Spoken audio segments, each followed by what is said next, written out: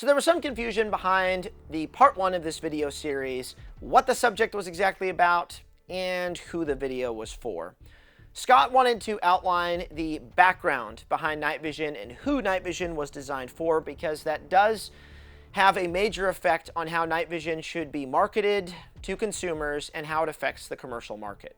This can greatly affect the expectations that you, the consumer, has behind the device that you may want to buy in the future, or possibly even on the device you already own.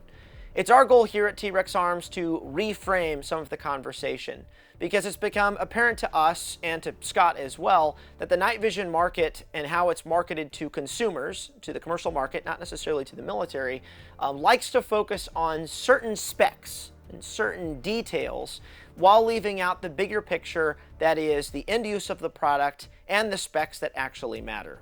In this video, Scott outlines the actual specs behind night vision, what specs exist, which ones matter and why, which ones take away from other specs because there's a little bit of give and take in some cases, and which things to actually look for when you are purchasing a night vision device. Because there is a lot of information to dive into. It can be intimidating to new night vision consumers, especially those of you who don't necessarily want all the information. You just want enough to make a decision because you don't live and breathe this stuff.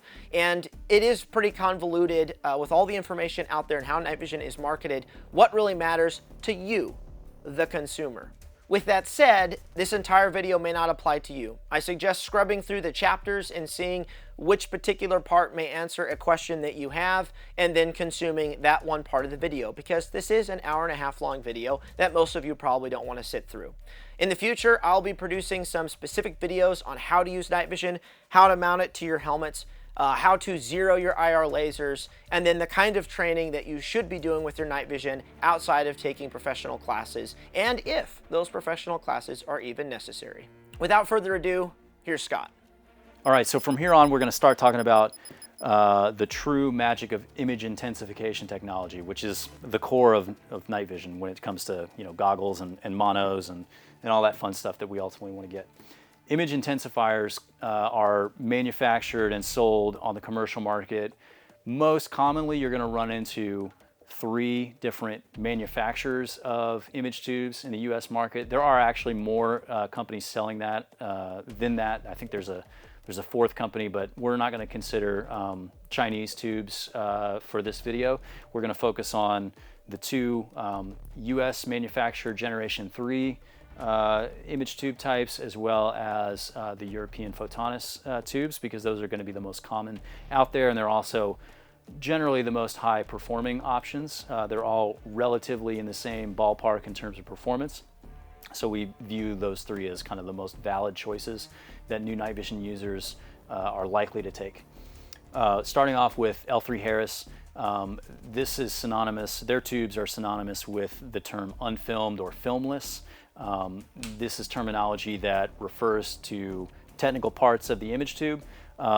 Really what's important to know is to equate when you're looking online and you're evaluating 2 options. If you're talking about L3 Harris, there's about a 95% probability that you're talking about an unfilmed or filmless tube. They're generally considered to be very high performing and also typically the most expensive image tubes on the market. We'll talk a little bit more about what makes them that way here in a minute. The second US Gen 3 manufacturer tube that is commonly sold and is actually the most common tube on the market, as well as the most common fielded by the US military, is now from Elbit Systems of America. There's a long history behind that where different corporate mergers and acquisitions took place, and ultimately today we're at Elbit Systems of America. These are typically referred to as a thin film Generation 3 tube. That again also we'll talk about in a little bit. And then lastly, the 3rd option that you'll run into are from Photonis. And Photonis tubes in the US are actually manufactured now in the US, but originally were imported from Europe. And Photonis tubes are probably most notable for not being Generation 3. And that brings me to an important point when we talk about image intensification tubes for night vision, is that really the generational structure that you'll see on the internet and discussed is not really that relevant anymore. There was a time in the development of night vision technology where the generational structure was very important and was very well defined, and it meant something. Generation 3 was, performance-wise, was notably better than the prior generation, Generation 2, and so on and so forth. Today, we're at the point where not only is the Department of Defense realizing that a generational structure is not really the best path forward for the development of vacuum-based image tubes, but it also doesn't really describe accurately any specific tube's performance relative to another. You can't really say that a Gen 3 tube is, ad nauseum better than, a photonist tube necessarily, or that any one specific Gen 3 tube is better than another. So when you look at night vision and you're evaluating night vision tubes, you might, see comments about like, well, just make sure you buy Gen 3. That doesn't really tell you anything anymore. Gen 3 is a pretty wide spectrum. Gen 3 image tube technology has been around for about 30 years now. So when someone says just buy Gen 3, I mean, technically that could include, Anvis tubes from the mid-1990s. It could also include the latest and greatest from, production from last year. So the generational structure is really not relevant anymore, so we don't necessarily want to use those terms in this video, from this point on. All right, another really important thing from the outset to understand about image tubes specifically is that when we buy image tubes on the commercial market, they're accompanied with what is commonly called a data sheet. This is a record of performance tests that is done by the manufacturer and is delivered ultimately to the consumer for a record of the specific tubes that are in the device, what their performance levels are, things like serial numbers, that type of stuff. Not all image tubes and devices that you could go and purchase today on the commercial market necessarily have a tube data sheet. Most do. There was a period where the PVS-31A and some other factory-built devices from L3 Harris and maybe some other companies were sold commercially as part of overruns from military contracts or law enforcement deals where those buyers, the military and the government, don't care about data sheets necessarily, and those devices became available commercially but do not have data sheets. So that makes it a little more complicated, but really the market now is moving away from that, and pretty much all commercial devices now, if they're new production, you're buying them, kind of in a new state from a shop or a manufacturer, will come with a data sheet. Now these data sheets are, as far as the market is concerned, they're highly sought after and they're highly valuable in terms of understanding what the tube's performance is, because they have on them recorded a series of test results about image tube performance, things like signal to noise ratio, center resolution, all these terms that you've probably at this point maybe run across a little bit. They sound kind of technically confusing and maybe a little intimidating. Data sheets are a record of those tests, and what they tend to do with night vision buyers is create kind of a perception of where we're getting into comparing night vision devices based on numbers that don't necessarily always accurately translate to the differences in devices and tubes in the field or in the use scenario. What we want to do as humans is understand one number is better than another because it's bigger, or one number is twice as high as another one, so therefore this image tube is twice as good as the other one we're comparing it to. In night vision terms, that's not necessarily how it actually works when it comes to looking through night vision and observing a scene and being able to pick up on minute details and ultimately being able to perform a task to a standard. So there's definitely diminishing returns when it comes to analyzing tube data sheets online, trying to figure out which tube you want to buy. As humans, we fall into the trap of how we understand numbers, and it's kind of like almost like a dopamine hit when we find that one tube that has all the numbers that we researched and that we want, and then compared to maybe our first set of night vision that had a set of numbers that we thought oh, these must be too low or something like that. So we definitely want to be cautious about the diminishing returns on night vision tube specs But ultimately understand that if you're buying new production night vision tubes, which were produced maybe within the last, say, 18 months of whenever you're looking to make a purchase, they should have a tube data record, but you probably shouldn't necessarily be analyzing every single data point on that sheet and basing your decisions solely on numbers. All right, and with regards to image tubes, there's misconceptions about one manufacturer's tube technology versus another, unfilmed being better than thin filmed, or Gen 3 being better than Photonis. And a lot of this is really just not, these comparisons and these inaccuracies, they're just not based necessarily in reality. The real foolproof way of looking at image tubes and comparing them is to understand, it sounds kind of silly to say, but the better tube is the better tube. There's not something about, say, L3 unfilmed tubes that will make all of them better than every Elbit thin film tube. Of course, one costs more than the other by a varying degree, so we kind of assume, well, this one must be better.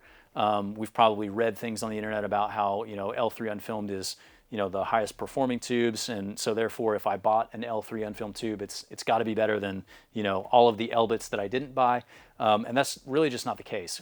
Image tubes come down to, and we're going back to the data sheet again, the better tube in terms of the test results and the numbers. It doesn't matter what the manufacturer was necessarily, or the generation. The better tube tends to be the one with better numbers. And when I say better, I'm talking about again, kind of like minute differences. We're not talking about a crazy advantage in the field because you have a tube with a little bit higher numbers. There's the diminishing returns aspect that we already talked about. But what we've seen a lot over the years is the misconception that just because a tube is made by a certain company means it's guaranteed to be better than a tube made by a different company, and that is not the case. Generally speaking, the whole point of this whole section really is to understand that current production image tubes, regardless of manufacturer, they're all very effective tools at allowing you to see in the dark. They have slightly different properties, and within different groups, some are slightly better than than others based on the manufacturing process and kind of like micron level differences in the components that were used during that production run, and all these different controls that the manufacturers have. There are differences, but if you're buying a new production warranted tube from L3 Harris, from Elbit Systems, or even from Photonis, you're gaining a huge nighttime capability that, when all other things are equal, is going to be very similar across devices. And that actually brings us to probably the most important point before we get into the specs and the tube performance talk about what actually impacts the image quality that you see through a night vision device more than any other factor. So a lot of times we're having discussions about, well, what's the most important metric on a data sheet to look at, to evaluate, to choose a tube based on? Is it the signal to noise ratio, or is it the EBI or something like that? Which one of these is going to impact the quality of the image that these are able to recreate? The answer is that none of them are actually going to be, no metric on the data sheet is going to be the number one determining factor of the quality of the image. The actual answer to that question is the ambient light environment that you're using the device in. That determines more than any other tube metric the quality of the image that you're going to see. All tubes tend to have image degradation at very roughly similar rates as light levels in the ambient environment decrease. They may change at a slightly different light level. The drop off in performance may be slightly sooner than from one tube to the next, but we're not talking about differences of a person with a certain set of tubes being totally left in the dark while the person with the other set of tubes is enjoying a beautiful crisp image and all the benefits of night vision. Now, going down this rabbit hole just a little bit deeper, we already touched on tube grades as well as the manufacturers earlier in the video. We're going to talk just a little bit more about that because when we're talking about kind of the equivalency of different tube types, despite their data sheets and their test records. Tube grades are important to mention at this point because really what a tube grade determines is the minimum specification level on these different test metrics that we'll go over here in a little bit. The minimum, or in some cases the maximum allowable values a specific tube has to have to be considered a certain grade. Tube grades, that you have your test metric minimums, and you also have your cosmetic defect allowables. So all tubes have a set of minimum standards that they had to have at least tested at or perform at in order to be graded what they ultimately were. And they also have to have meet a certain level of cosmetic quality standards in terms of defects in the image, like dark spots. Too many dark spots and a tube may be disqualified from being, say, a mil-spec grade. It might be kicked down to a commercial or something like that. But what's important also to understand is that it's not quite as cut and dry as what that structure may seem, because image tube manufacturers, not only do they have internally dozens of grades of tubes typically, they'll create new grades based on trying to win business and selling tubes for new contracts and things like that. They'll create entirely new grades maybe for a specific customer, but they'll also they make image tubes all the same way. They don't make commercial tubes one day and mil-spec tubes the next day, and never the two shall meet. They make tubes all the same way, and they all end up coming out a little bit differently. But that means that when tubes come off the production line, they need to be tested and categorized, but typically a manufacturer will have orders to fill. They need to, send out a contract for a certain grade of tube, and they might have tubes that come off the line that could be graded commercially, or they could be graded mil-spec, or maybe within those, they might say make a 18 UM L3 grade versus a slightly higher minimum spec 24 UA tube. They get a lot of tubes that could fall into either one of those categories because they're still above the minimum specification level of either of those grades. But that day they needed to fulfill a contract for, take your pick, whichever grade that they needed to send out the door to get paid for, and they can then pull tubes and fulfill that order. Well, downstream of that, the customer then can see, well, okay, if you purchased night vision based on the grade of image tube in your device, which is a common practice that happens today, ultimately, say your buddy also purchased a device at the same time. You purchased say an 18 UM, which is considered a lower minimum specification L3 Harris tube, and your buddy purchased a 24 UA L3 Harris tube, which has a higher set of minimum specifications, but your tubes, your 18 UMs, ended up being better on paper than your buddies, and he paid more for the 24 UAs. How does that make sense? And why is that a thing that happens in the world of night vision? Well, it's because, going back to the manufacturers, all tubes are made the same, but they don't all come with the same process, but they don't all come out with the same performance and the same cosmetic qualities. And combine that with manufacturers, accept orders and need to fulfill various contracts at any given point in time, and you have contracts being sent out with tubes that could qualify for other grades but just needed to be fulfill that grade that time, and those are the tubes you ended up with. So it's important to understand how grades kind of come into the market and how they're marketed and sold. This never used to be a thing in the world of night vision. It's only happened in the last probably 4 or 5 years. If you go and look at maybe a custom shop's vendor's site or something like that, you might have an option to buy something like this, say PVS 14 device with an L3 Harris tube, but you'll have the option of buying something called an 18 UM or maybe a 20 UM, and there'll be price differences between those, but it's not obvious why you should pay more for something that's called a 20 UM versus an 18 UM. That's why we're taking the time to explain these things. Tube grades don't really make a lot of sense from the consumer perspective to purchase when night vision is in stock and individual specific devices can be purchased, because you can then just purchase the device you want, maybe with the qualities that you're looking for or something like that, rather than pay more for a grade which only guarantees you a minimum.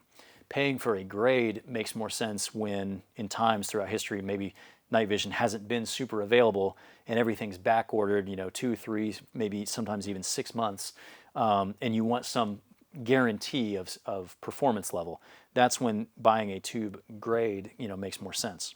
But ultimately, what grades mean and what the minimum spec levels mean and maximum spec levels that go with these grades really truly mean, in our opinion, is that a lot of the hard work and the legwork as far as making sure that you're getting a quality image tube has already been done. This is, combined effort with the DoD and the tube manufacturers. They hash out, what the performance standards for military use need to be, and then commercial tubes are then, the grades are then kind of based off those standards. And so these tube grades, they don't actually vary in terms of the minimums and the cosmetic quality all that much. The hard part in terms of making sure that you're not getting a terrible tube, that quality level already exists inherently in the commercial tube market. So, this again goes back to the diminishing returns and kind of chasing tube specs and, obsessing over which metric, you should prioritize and how high of a number you need to get on a certain tube to make it worth your money and all that stuff. Really, all that's kind of already baked in. Sure, you can get a little better or a little worse in one area or another, but you really don't have to worry these days about getting a high-performing quality tube because those standards are already set in with the grading criteria of image tubes. All right, so getting into image intensification and talking about the terms that are on a data sheet that you probably are watching this video to some degree to learn about. There are 5 metrics that we're going to discuss in a little bit of depth, and 2 metrics that we're going to talk about a little bit in kind of a tertiary manner. The reason why we single out these 5 is because these are the 5 that actually impact directly the image quality and the ability for a tube to recreate, the scene that your natural eye would see. The other 2 specs are commonly discussed, and they actually are a source of misconception, which is why we want to cover them. But before we get into those details, let's talk a little bit about how image tubes work. So at this point, you may have seen probably that image tubes are amplifying photons in the natural environment so that more light is created from a lower level of light and then redistributed back to your eyeball so that you can see more than your natural vision is able to detect. There's not really a need to go into like the super technical description of how that all works because that information is actually pretty easy to just go and Google, and there's not a whole lot of room for misconception, and it's pretty widely out there. But what is important and not very widely understood is that image tubes today used in night vision devices, they have 2 operating kind of regimes. Basically what I mean by that is there's a different set of datasheet metrics and test criteria that determine how good a tube is in areas of higher light relative to talking about nighttime versus areas of lower light. And that point is often glossed over because discussions of what's the most important metric on a data sheet to look at or what has the biggest impact, the answer depends on what environment you're using it in. Are you using it in what I would call a mixed lighting environment, which also could be referred to as a high light environment, or are you using it in like the deep dark, like the woods, or an interior with no windows and not much LED lighting, something like that. That really determines the answer to which spec is most important. All right, so we're going to go through these particular tube criteria or specs, and we're going to talk about each one, and we're going to give you some context on in which environment, either high light or low light, are these more or less relevant.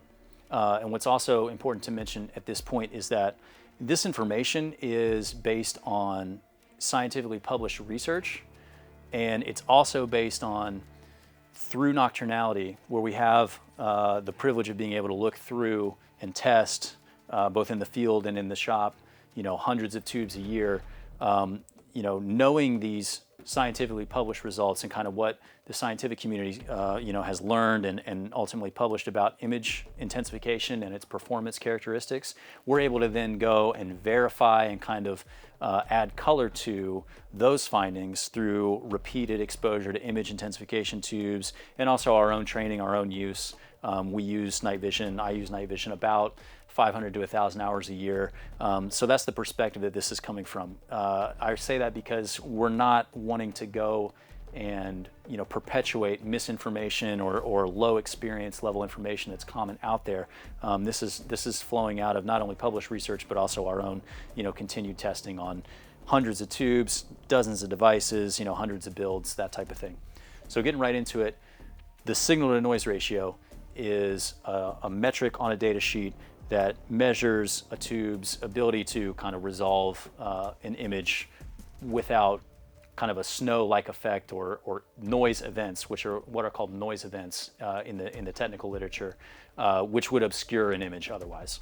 So the signal to noise ratio is the probably most important single metric if you wanted to rank one as far as what to focus on. But interestingly enough, the signal to noise ratio is only the most relevant in low light conditions, which I would consider, very important because we're out in the dark after all. Low light is, going to be at least somewhat common. The signal to noise ratio of a tube, typically when we're talking about current production tubes, is going to range probably from around maybe on the low end 24 to the highest, most cutting edge and highest end tubes are pushing at the extreme 40 SNR. Your common range typically kind of, if you think of it as a bell curve, is going to be between about 27 and 37.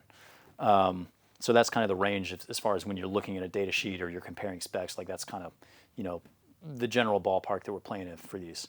The signal to noise ratio is the defining criteria for low light performance in a night vision device. We've read things on the internet where other people are claiming that it's a different spec or it's other specs. It's not the signal to noise ratio. And frankly, as far as the scientific literature is concerned, as well as our experience where we can verify, and we've published these on our social media and things, signal to noise ratio is the defining characteristic for low light performance in terms of image quality. What directly impacts the tube's signal to noise ratio is actually multiple elements of the image tube.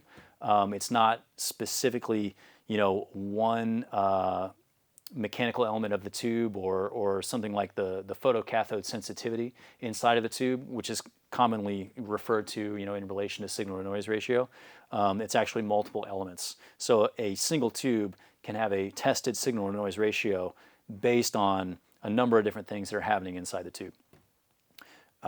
Next, as far as, so if signal to noise ratio is kind of the defining characteristic for low light performance, we also operate night vision in what would be considered high light. That might be, say, street lights, the next street over, your neighbor's, back porch light, or maybe if you're in a class like on the firing line and all your classmates are shining their illuminators at a target to engage, that creates quite a bit of light that your night vision device will pick up. That's what I mean when I say kind of like high light. And interestingly enough, areas, times of high light, as far as night vision use is concerned, have a different kind of operating criteria in terms of what tube metric is important to recreate the best image in a highlight environment. And that metric actually is not one that is recorded on a data sheet.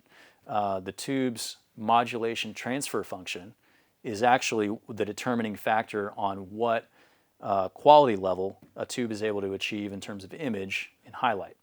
The modulation transfer function essentially is, think of, if you're looking at an area where there's plenty of light, what actually determines, the boundaries of where one thing ends and begins is contrast. A tube's ability to recreate contrast determines how good it will look to the eye in areas of high light. And the modulation transfer function essentially deals with how well a tube can recreate contrast. Now that is, as I said, is not determined on the data sheet. It's somewhat related to a metric that is on the data sheet, which is the center resolution of a tube, but you can't necessarily draw the conclusion that a higher center resolution makes a tube better in high light. Certainly that may be the case, but ultimately the point of this, talking about the highlight and the low light, highlight performance, your signal to noise ratio, which is otherwise the most important probably metric overall, the signal to noise ratio is no longer the defining characteristic in highlight. Things tend to equalize in higher light environments because tubes have enough natural light and enough can amplify the natural ambient light enough to recreate a pretty good image and not have noise events, kind of hindering the quality. But the modulation transfer function is what determines the contrast level, which ultimately is kind of what we as humans perceive as, a crisp quality image. All right, so now we're going to move into tube center resolution. This is a metric that is recorded on the data sheet. It's a little bit of a tricky one. What this refers to is specifically a human's ability to differentiate between various standardized pattern line tests. We're talking about at the manufacturer level. That's how this is tested. It's actually there's a human element to the test.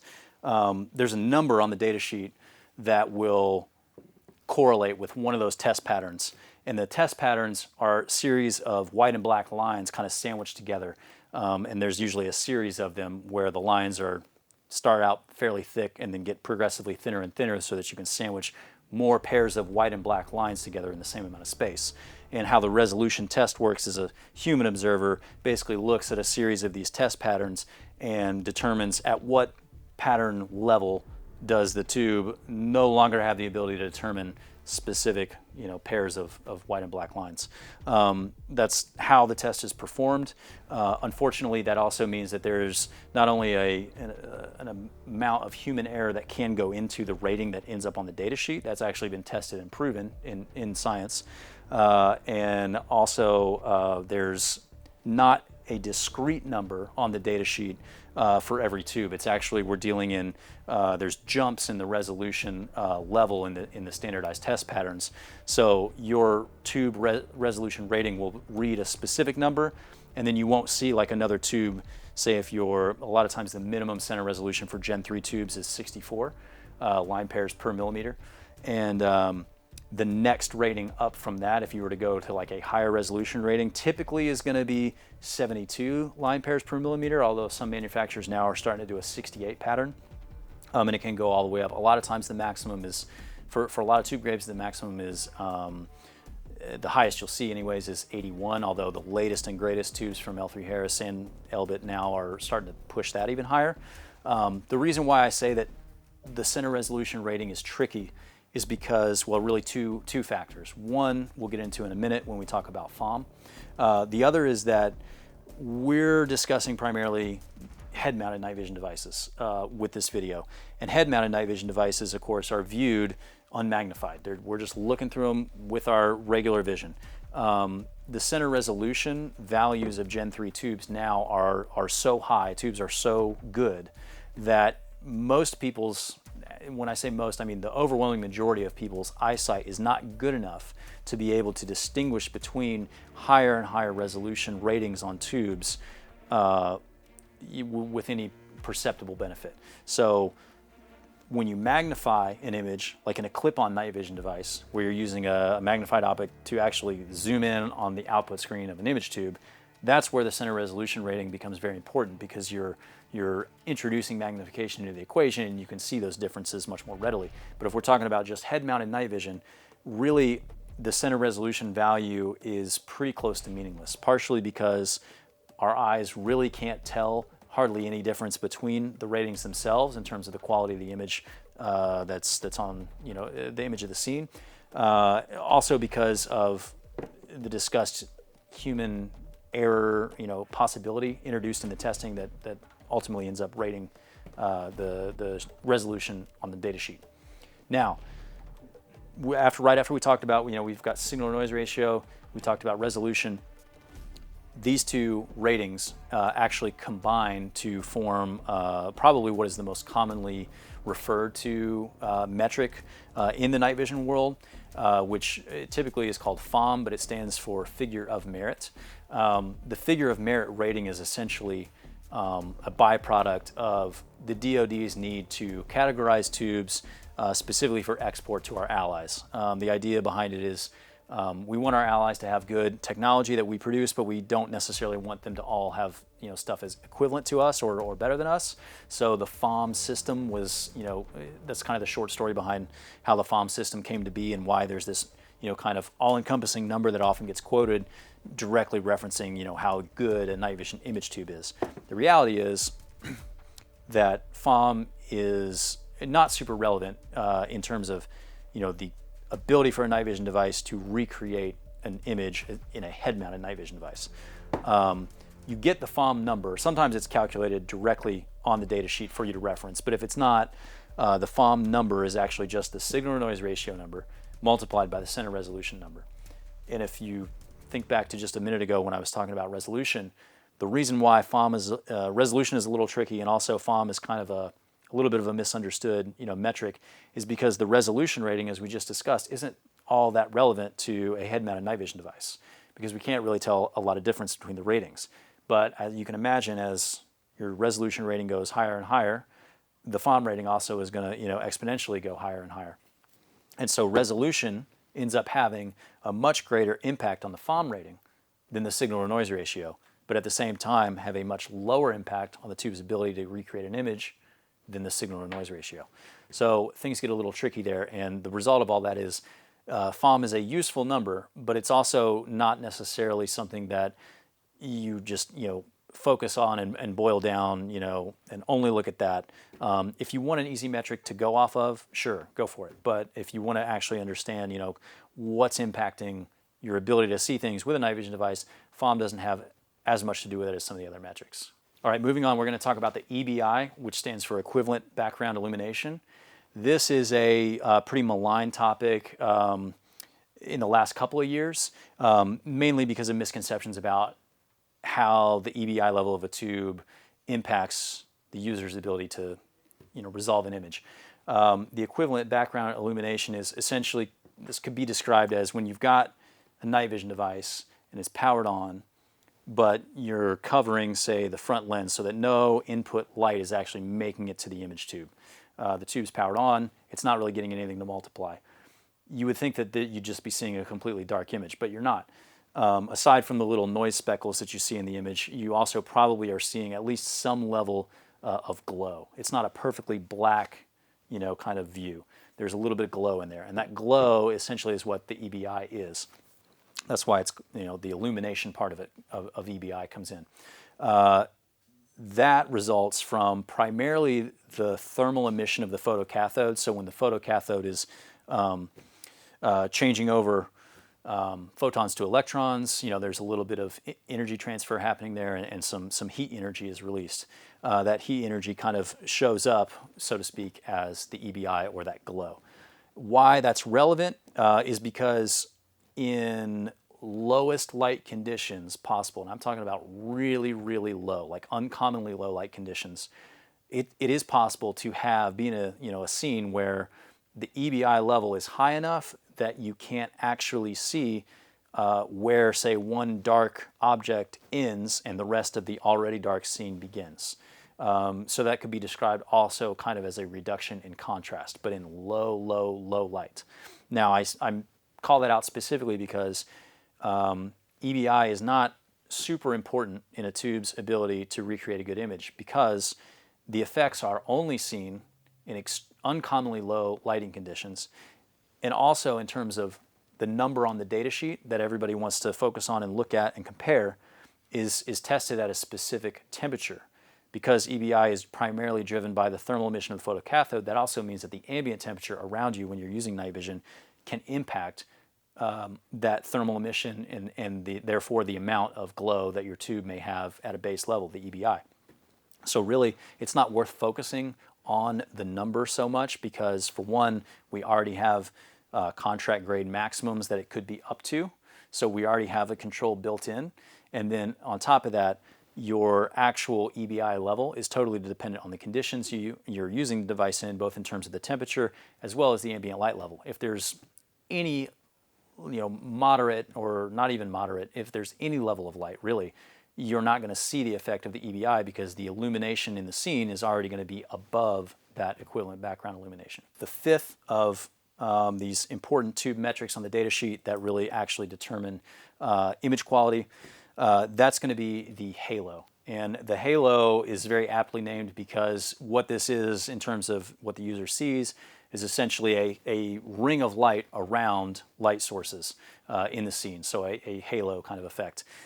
This is important because it obscures, potentially what might be, behind that light source or near that light source, depending on how big or small that halo effect is. The halo is essentially caused by the distance between two components at a micron level within the image tube. It is important, though. It's much more important, actually, than I think a lot of people give it credit for, because the halo is present regardless of lighting condition, regardless of a number of other factors that typically, it would kind of like depend on what the environment is like. Well, the halo is basically constant. It's always going to be there. If you have a light source in your scene, it's going to have a halo, and it's always going to be the same size. It doesn't matter how far away it is from you or any of that. So halo, therefore, is pretty relevant in the context of a good image, because if you have larger halo values, or maybe you have a scene with a lot of different light sources, you might be getting a lot of that halo effect rather than a lot of the otherwise details in the scene that you might otherwise see if the halo wasn't there. All right, so now we're going to talk about two metrics that are recorded on a data sheet that sometimes get brought up online, sometimes by people who are very passionate, and why these metrics, while they are important in the overall architecture of a tube, are not important in terms of the quality of an image that a tube can recreate, or at least not directly relevant. What I mean by this is it's not something you should probably focus on, even when you are spending a little time comparing tubes and picking based on numbers and things like that. The first one of these, and probably the most relevant, is the photocathode sensitivity. This is a rating that is recorded typically near the top of a data sheet or the very first number, and it is incredibly important in terms of how tubes operate. And what this refers to is the photocathode inside the tube's ability to transfer every incoming photon into a resulting electron. Ideally, you want that to happen at a one-to-one rate or 100% efficiency. That's not actually how the technology, it's not capable of that. So you're dealing with, different levels, varying levels of efficiency. Higher efficiency tends to drive higher signal to noise ratio. However, the signal to noise ratio is not determined exclusively by the photocathode sensitivity level. There are other things which could bring down the signal to noise ratio on a tube that has a very high sensitivity photocathode. So people fall into the trap of thinking they need to have a tube with a really sensitive photocathode, especially if they've come to understand that, well, I want a high SNR level. There's not a one-to-one relationship there. It is fairly common to see, and you wouldn't know this if you weren't in our position where we can see hundreds of tubes in a quarter or something like that.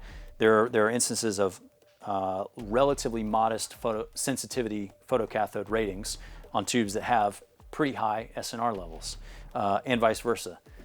Fairly high sensitive photocathodes that have somewhat modest SNR levels. And to somebody who doesn't know all the ins and outs, that might seem like, well, how does that happen? That's because there are other things involved in the equations. So it's not worthy focusing on photocathode sensitivity specifically, because that doesn't determine with any guarantee any other metric that actually has an impact on what you see. All right, and then the last metric that we're going to talk about, recorded on a tube data sheet, that doesn't really have a direct impact on anything specific as far as the image recreation goes, is the tube gain level. The tube gain level essentially refers to brightness, but actually the tube gain level there's another test that's on the data sheet that is the direct output brightness of the system. Now, one influences the other.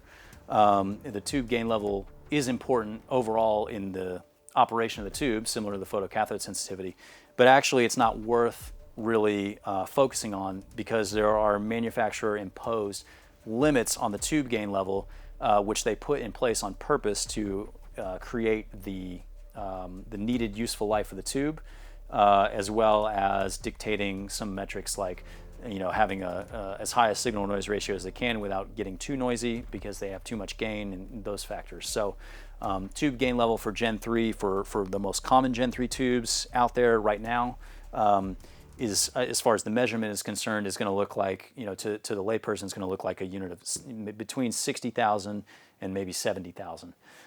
That's going to be your tube gain number on a typical Gen 3 data sheet. Photonis is different. That gain level, again, is imposed specifically by the manufacturer. It could be much higher or much lower than that, but then you wouldn't have the optimum performance that the manufacturer has determined, for the tube line or the tube technology itself. So that's why it's really not worth obsessing over, or maybe like coming up with a number that you think like, I need to have this tube gain level or more, because really they're all within a set range, and that range is very narrow in terms of how the output brightness would look to the user. For some context, L3 Harris now markets and sells what is called a high gain tube on the market, where the tube gain is roughly double what a traditional Gen 3 tube is. And you would think, if you didn't know any better, maybe that results in double the brightness and double the ability to see things in the dark. That's not how gain works. It results in a minor difference at best. And that just is another example to go to show that tube gain level specifically is not something that you should really rank highly in terms of a list of criteria, or obsess about in terms of the overall kind of spec profile of an image tube. Okay, so now that we've talked about the technical tube performance aspects, we're going to talk about the other big tube-related criteria, which is the cosmetic quality of the tube screen. As you recall earlier in the video, we talked about tube grades, and those are the two things that grades are based on: the tested metrics and the performance numbers, and the cosmetic quality of the tube. Cosmetic quality of the tube comes into play when manufacturing image tubes. Defects can happen naturally during this process. These are typically referred to or visualized as dark spots. Sometimes they're irregular in shape, varying in size. They can happen in different, kind of regions of the overall viewing area of an image tube. And those kind of factors determine a lot of times what a tube can or cannot qualify for. What causes these defects could be anything from uncontrollable micron level differences in things like phosphor screens or fiber optic packets that are used inside the image tube. Really just out of the control of human manufacturing capabilities at this level. It can also occur from other parts of the process, but we want to be specific in calling out these are manufacturer related defects, and they're also at some level incredibly common across image tubes. Basically, if you have the equipment to test for it, like we and other vendors do, you'll find that all image tubes essentially have cosmetic defects if you're able to magnify the image enough just to see them. Some otherwise clean image tubes, they have defects that are there. You just either don't notice them, or they're really too small for our eyes to pick up, or whatever. The actual prevalence of visually clean image tubes is really actually pretty uncommon. We did some tests at Nocturnality where we just took a number, really a whole year's worth of tube delivery batches, and we ran some data on what ratio of tubes came in with clean manufacturer spot charts, which is how the manufacturer of tubes kind of rates and records these things. And basically what we found is that if you just look at manufacturer-defined defects, which are only those above a certain size level, you basically have a pretty high probability, especially in a bino where you're using two tubes, of having a cosmetic defect. Large enough to be recorded, it's potentially as high as a 1 in 3 chance, and if you're matching tubes, potentially maybe even more. And then batch to batch, there's variation. So some batches there's quite a few more defects, and some batches there's maybe noticeably less. So the timing of your purchase can also play into this. Really, what it comes down to is that these image defects and these image blemishes, while they're not desirable from a consumer point of view, again, we're going to call back to the beginning of the video where night vision was not really designed for our type of use.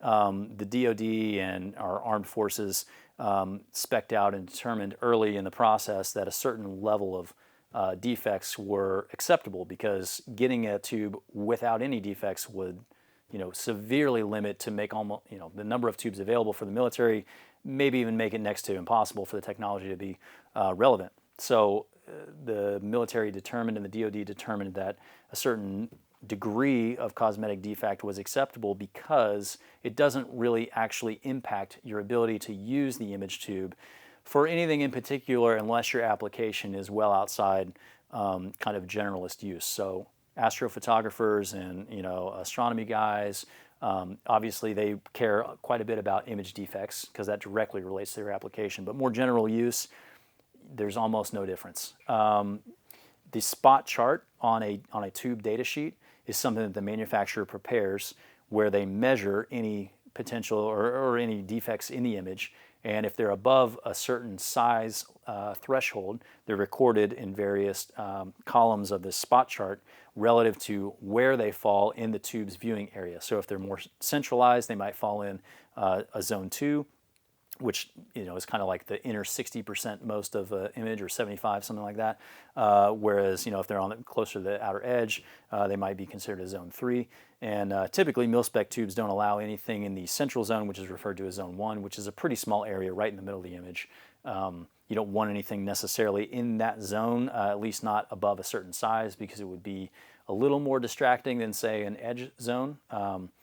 And you can use the tube data sheet's spot chart to kind of evaluate, is this tube going to be, based on the rest of its data profile, its performance profile, is this a tube that's going to be, a high value for me, or maybe do I want to prioritize something else? Our tube spec prioritization advice at Nocturnality is a little different than what you'll probably see on the internet. What is typical on the internet is advice for calling out many metrics on the data sheet, probably more than the 5 that we kind of, emphasized here today, and saying, okay, in this one you got to have either above or below this number, and then this one it's got to be this, and you have this 5-dimensional criteria that's almost always unattainable. That you have people out there looking for tubes, and then you have this whole other additional dimension of tube cosmetics, where, okay, I want all 5 of these numbers to be in line, and then I also need it to not have any tube defects at all. And you can very quickly see where that gets into the realm of fantasy land, and why that's important. You could spend a year looking for a tube that meets all these things, and there's nothing inherently wrong with that. But for first-time buyers specifically, your field performance is going to depend so much more on your time with the device and getting familiar with it and the fundamentals and all that stuff. So much more it's going to be determined by that versus your tube spec numbers and your cosmetic quality, that if you put the tube on a pedestal and make it unattainable, all that time you're giving up without a quality night vision device that may have a slightly higher number than you want in one category, or maybe it's got a spot that you didn't think you would be able to live with, or whatever. The difference on the investment of your time is immeasurable in terms of how your performance is going to be at the end of the day. If you just had a quality night vision device sooner that you're able to dedicate to, you're going to be way, way further ahead than if you create some 5-dimensional or 6-dimensional tube criteria analysis that you want to then go try to shop on. We've covered the nerdy image intensification stuff to a degree where you should have some experience-based understanding of kind of what matters, what doesn't matter, what to look for, maybe what not to look for. But now we're going to talk about the other part of the equation, which is criminally underemphasized, in my opinion, recently, which are system-level features or device features. I tend to want to emphasize these a little bit more because they do have a critical role in kind of what the device is able to do. All of these devices, and many others, will accept the same image tubes, which we've already established and confirmed that don't vary to a significantly noticeable degree in terms of performance if we're talking about current production, even manufacturer to manufacturer. But what can differ in terms of capability is device level features. So we're going to talk about some of those right now. From a design standpoint, the design of a device, similar to many of these right here, the design of a device has a lot to do with the feature set as well as actual individual kind of features that are built into it. So what I mean by design is there's really three kind of common archetypes for, especially for binocular design. Monocular design is not super different. There's really not even that many options out there in terms of non-PVS 14 style monoculars. So that's not all that relevant for this, but what I'm mostly talking about are dual tube systems. The three kind of primary categories for dual tube design would be something like this, which is a fixed bridge design. And so the bridge is this central portion right here in the middle that kind of connects your two optic pods, which are the things you look through. The bridge design is important because it determines a number of things about the device that actually translate to user features. In a fixed bridge, the only thing that you really can do with the optic pods is translate them left and right to adjust for your interpupillary distance. Fixed bridge designs are super durable because there's essentially no moving parts. This bridge part can be ultra rigid depending on the material selection, and there's not a whole lot really that can go wrong. It's a simple and extremely rugged as a result design. That's the fixed bridge. There's mainly only one or two primary fixed bridge options on the market. They tend to be accessible and simple, like I said, which could be pretty big benefits as well as being extremely rugged typically. Going over to probably the next most popular, or really maybe even more popular these days, is what is called an articulating design. This is a relatively new goggle on the market, but many other goggles like this PVS 31 or something like a DTMBS, which is not shown here, share this design. An articulating design is where the optic pods are attached to the bridge on a hinge, and the pod can therefore be swiveled up and down. So when you're looking through this goggle, basically this is kind of the user position, the down position, and then there could be a scenario where you might want to rotate one or both of the optical pods up out of your line of sight so that you can use your natural vision and then back down into service as needed. This is a flexible and kind of adaptable design. It's inherently going to be less rugged than a fixed bridge because the pods are not attached to kind of a uniform piece of material and they depend on a hinge. So that's one of the common kind of negative points of an articulating design that somewhat offsets to a degree the flexibility and the adaptability of the ability to do that. The other cool thing about articulating devices is a lot of times they can alter how the tubes are powered versus a fixed bridge. And then finally, we have more recently a panning binocular. This is an RP NVG from AB Night Vision, built by us, Nocturnality, and this is a pretty unique design in that it looks a lot like a fixed bridge. There's a uniform kind of piece of material here, but the bridge itself actually, once you move the pods apart, the bridge itself can actually rotate at the centralized mounting point to angle the optic pods out, and that creates somewhat of a similar panoramic effect as these probably recognizable GPNVG18 quad tubes, where you can kind of see you're getting some of the same wider field of view effect just by angling two tubes out. You're not adding more tubes, you're just changing the angle of the tubes. And then this specific one selectively can go back to a pretty traditional bino setup. The benefit, of course, of this is wider field of view, oftentimes on demand. The drawback to that type of design when it is used panoramically is that you're not always looking through the best, most highest performance portion of the tube, which is in the center. The edges tend to have lower performance in terms of resolution and optical clarity. However, the trade-off is not super significant, and there's actually some offsetting properties that we've explored and covered at Nocturnality, which we really think that there's a lot of value in these. So these are kind of like, from a design standpoint, the three main types of goggles you'll tend to find out there, and sometimes, especially in the future, I think we're going to see combinations of some of these elements of design. So design-based features are one thing, but then we have some individual goggle features that probably could be, in some degree are integrated on any number of these different designs. The first one we're going to talk about, which is very popular and often discussed on the internet, is what's called manual gain control. Manual gain control is essentially an electrical element that can allow the user through like a knob or maybe a button to change the amount of the voltage that's going to the image tube inside the device. And when you change the voltage that's going to the tube, you change the image properties, essentially the operating properties of the tube.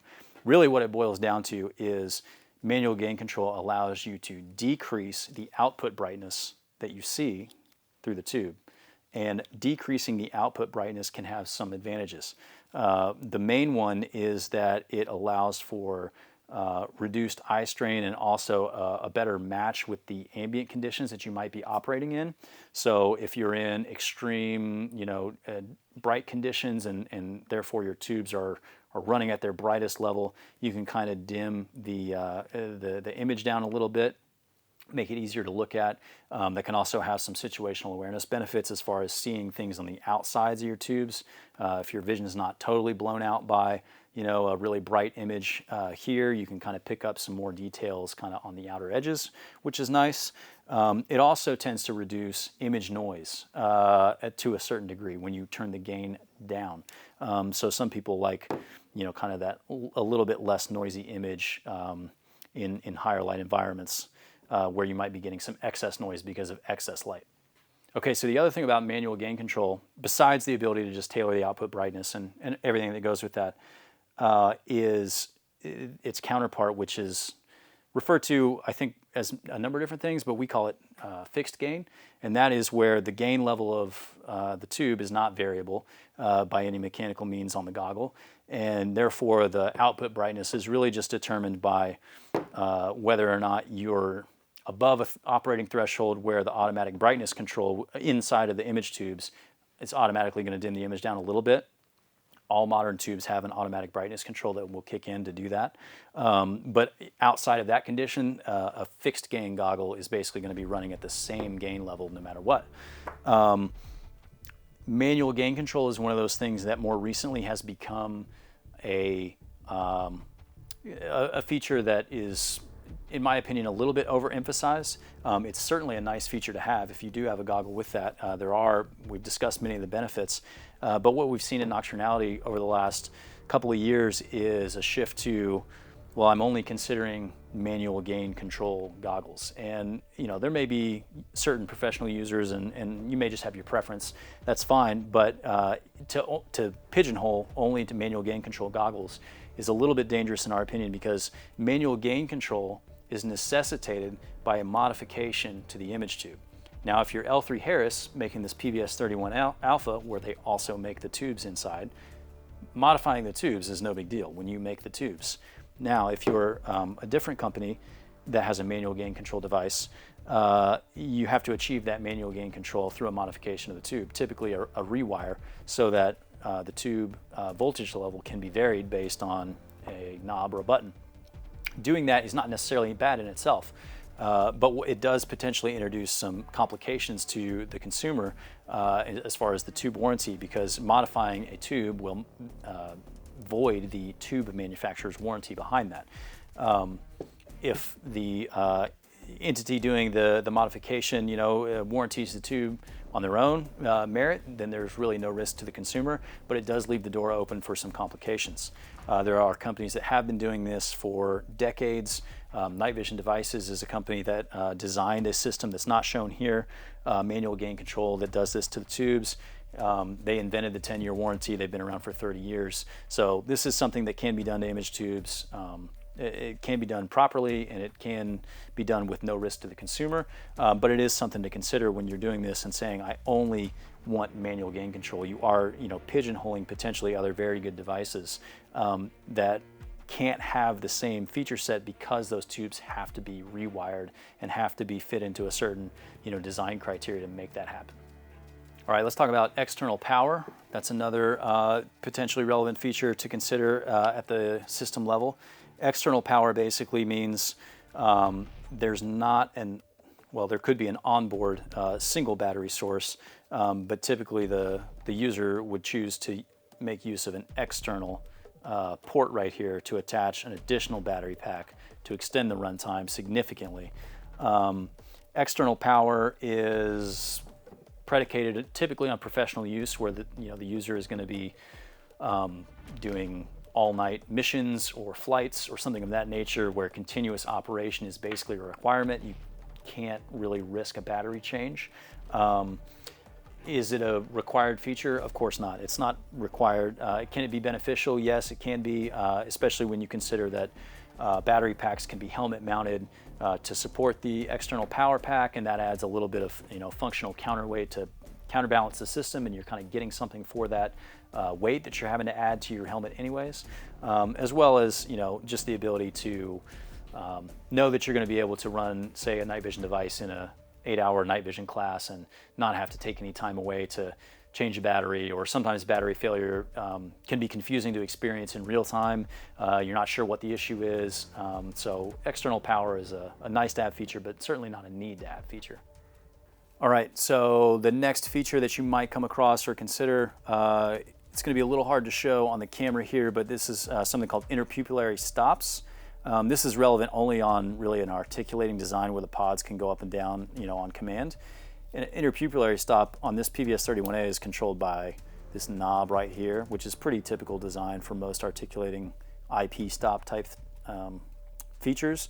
What this is basically, on this specific goggle, it's just actuating a screw that moves in and out to create a contact point with this centralized bridge part, so that the tube, when rotated up and then back down, will stop at a specific point dictated by where that screw impacts the bridge.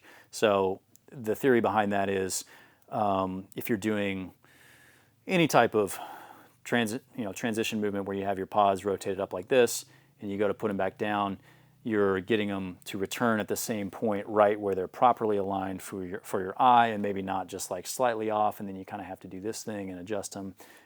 It's a convenience feature. I think the main kind of consideration is, especially law enforcement, but if you're doing a lot of white light transitions that involve quickly rocking a pod up or maybe quickly rocking a pod back into service, if you're using any type of force, it can be nice to have something hard to stop it against and not kind of go way overcorrect and then have to spend more time messing with it.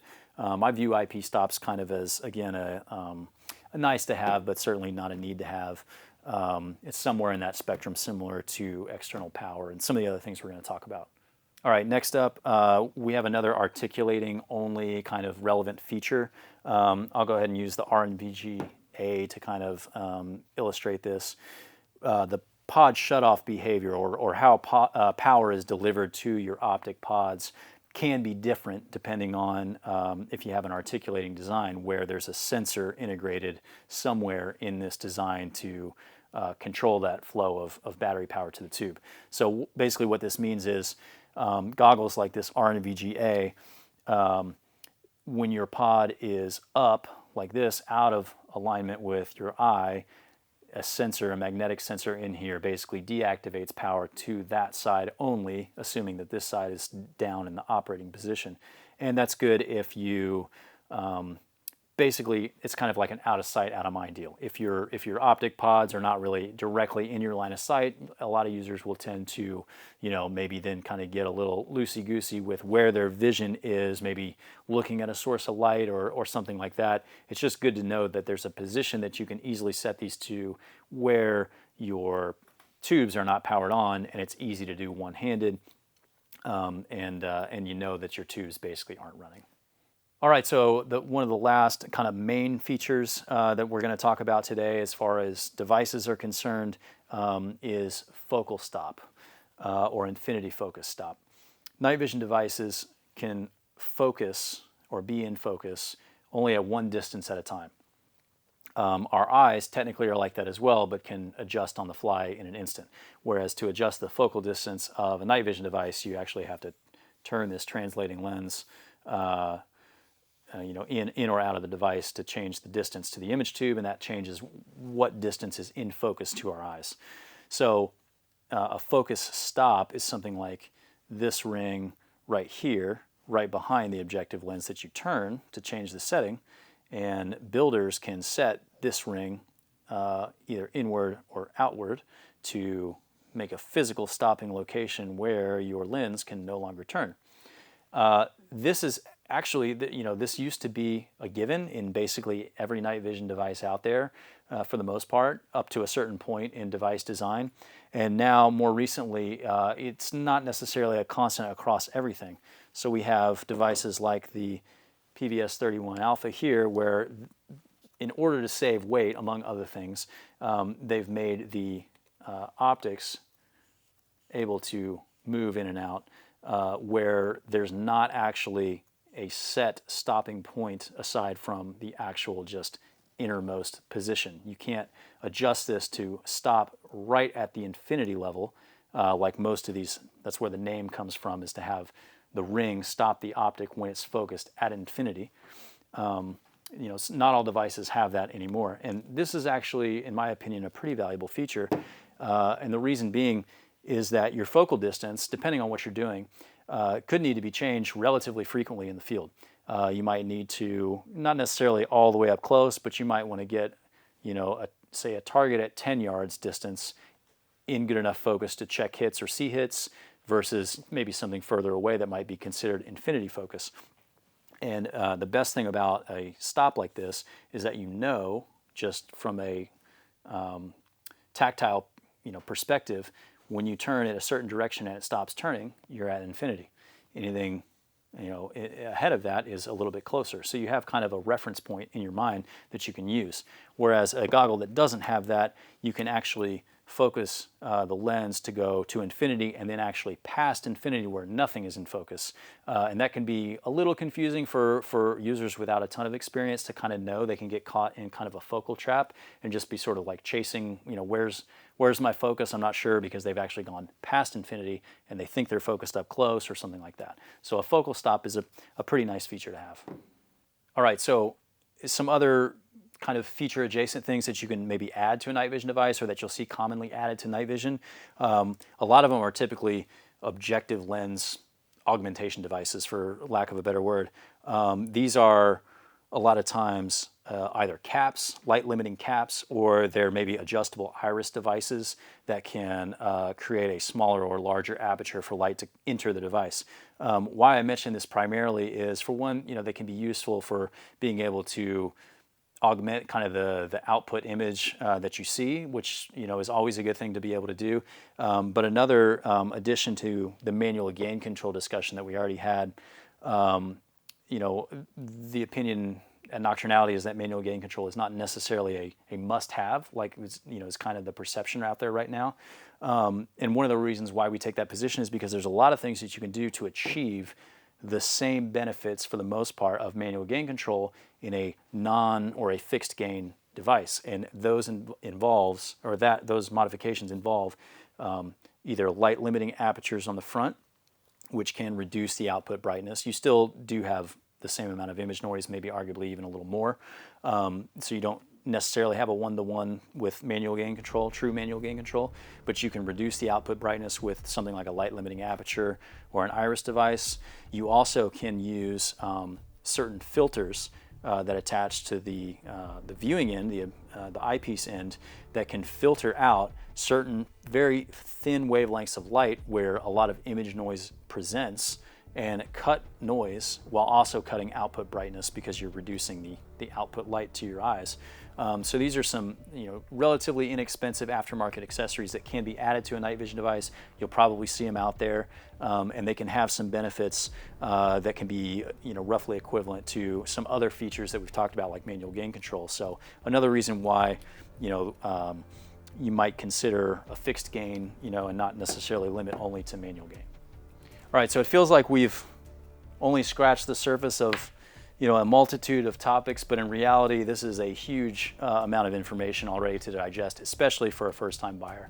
I definitely suggest revisiting the first video and really drilling some of those concepts and those kind of takeaways that we've observed and kind of conceptualized in Nocturnality. After 4 years of operation and working with nearly 1,000 customers. At this point, we're excited to partner with T.REX arms for some of their night vision offering. And I just want to touch on kind of what sort of the emphasis behind this is and what we were thinking when we came up with some of the product set that you can go investigate in the individual product pages.